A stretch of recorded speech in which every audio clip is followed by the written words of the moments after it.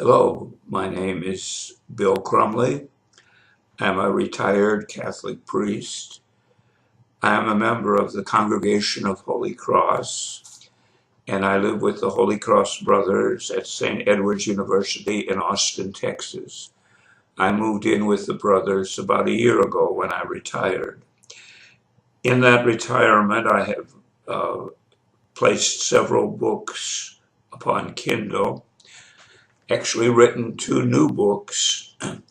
I'm working with the Occupy movement, with the Austin Time Exchange, and several other groups.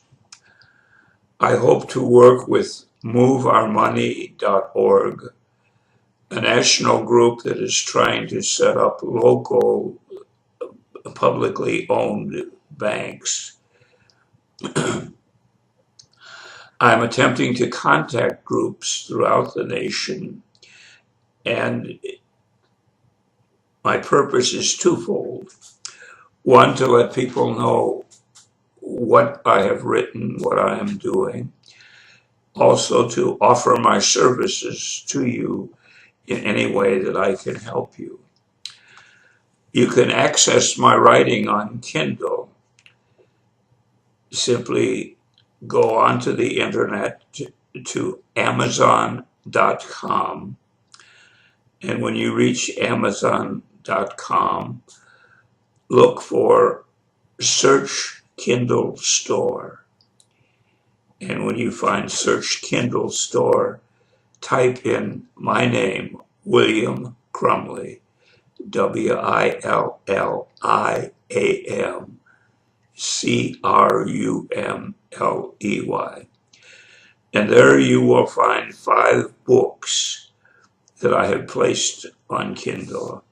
I will hope later on to place some more books, but let me look at some of the books that are on Kindle.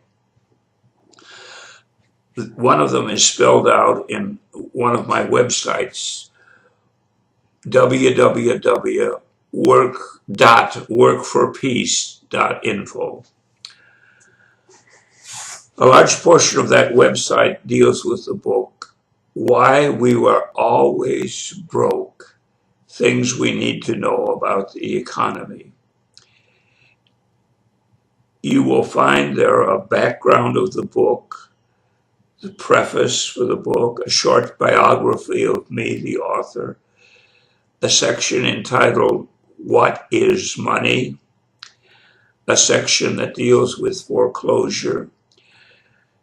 The website also has sections on alternatives, Mayors for Peace, and the attempt worldwide to achieve nuclear disarmament by the year 2020.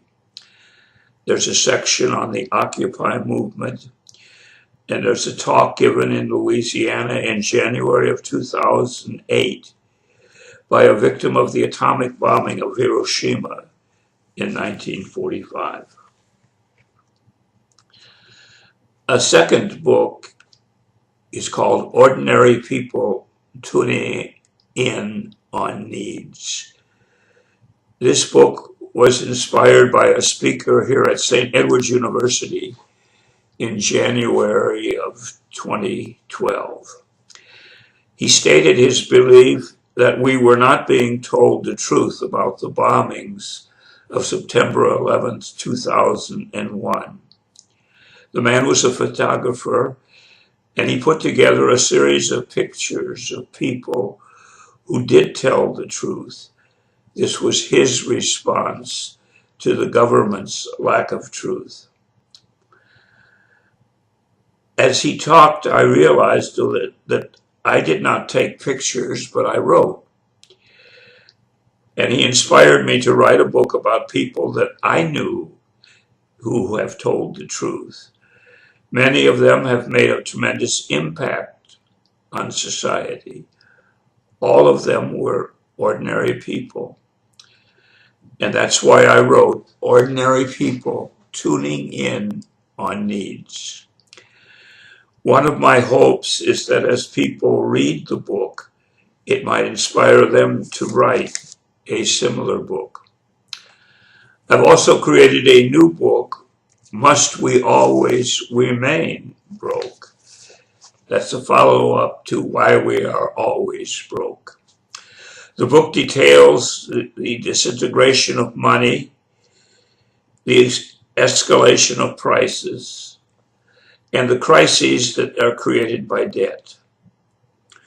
It describes how Spain, Cuba, and Mexico attempted to broaden the existence of slavery. Some people in the USA have attempted, or did attempt, to start a new nation in Africa composed of slaves in the United States, and they created the nation of Liberia. In addition to the war between the states, the Civil War, there was the development of the Panama Canal, the U.S. takeover of Pacific Islands, the establishment of the Federal Reserve Bank, the occupation of Haiti, the League of Nations, and the Bank for International Settlements. The world economy has become more involved and more complicated and more in debt. There's been a Cold War and the demise of the Soviet Union. The last 100 years have been years of failure. There have been two major wars, as well as wars in India, Israel, Egypt, Greece, and China. The Central Intelligence Agency has been responsible for overthrowing several governments, and the USA has been involved in wars in Korea and Vietnam. The book raises the question, where do we go from here? In answer to this question, the book looks at several projects that provide us with hope. Some of the projects are international, some are national, and some are local. On an international level, Estonia and several other nations have declared their independence from the USSR. They have established truly socialistic governments. The city of Hiroshima has established a peace museum and a Mayors for Peace project that draws together mayors from across the world to promote the elimination of all nuclear weapons by the year 2020. There is also an international Occupy movement, which attempts to draw nations of the world together to eliminate international and national debt. The book describes the work of Occupy groups in England, Spain, Greece, and Egypt. Nationally, the book deals with the Mayors for Peace program in the United States. There is a description of the North Dakota State Bank,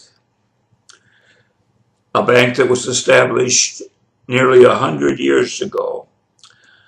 All state money is placed in that bank.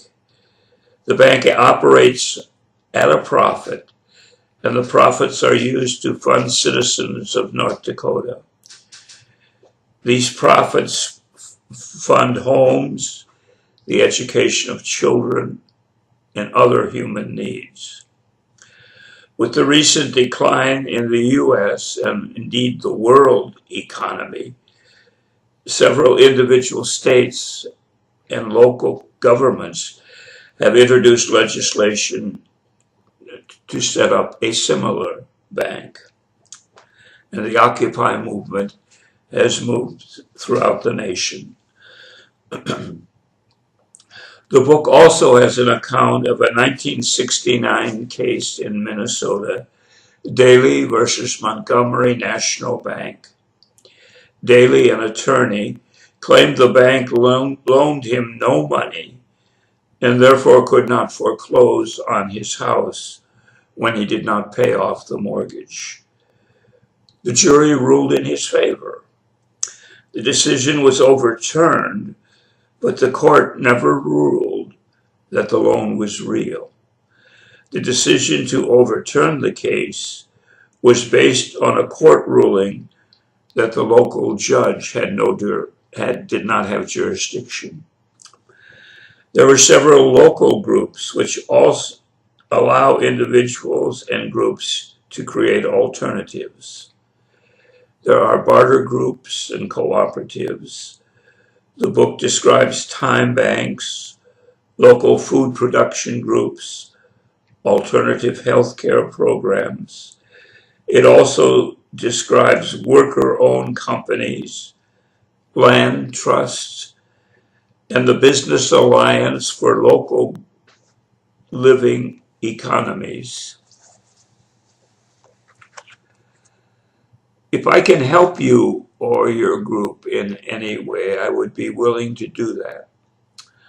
I can do research, I can make presentations to your group, or I can do anything that you might think would be helpful.